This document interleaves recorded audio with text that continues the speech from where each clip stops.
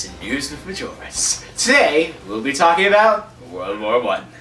Before America joined the war, people weren't very concerned about it. When the Lusitania was hit by a German torpedo on May 7th, 1915, 128 Americans were killed by the attack. So sad. The Sussex, another passenger ship, was hit by another German U-boat in March 1916. 25 more Americans were killed by the Germans. On April 6, 1917, America joined the war in Europe against Germany, which would be the cause of even more anti-German sentiment, because there was lots of more back then. Cities and towns across the nation started to change their names to become more patriotic. Schools stopped teaching German in schools, and anyone who spoke German were beaten and sometimes even killed. There were several cases where German Americans were not only beaten, but tarred and feathered.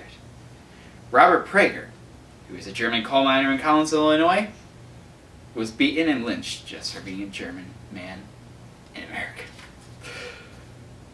People destroyed tons of German books and removed German music from concerts and several forms of ceremonies.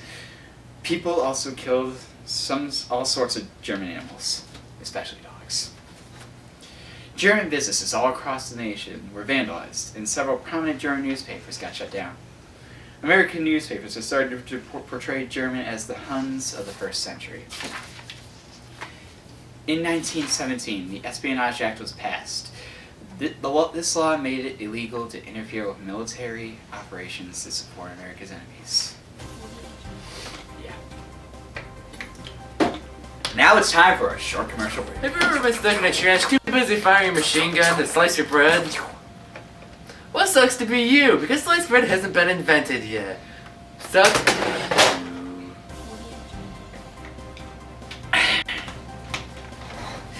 And we're back, America!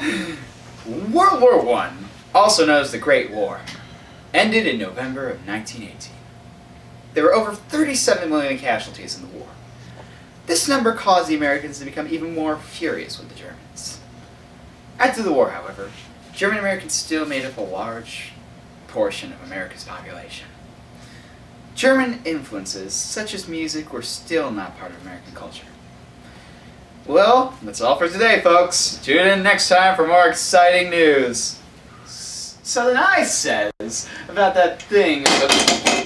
Ah!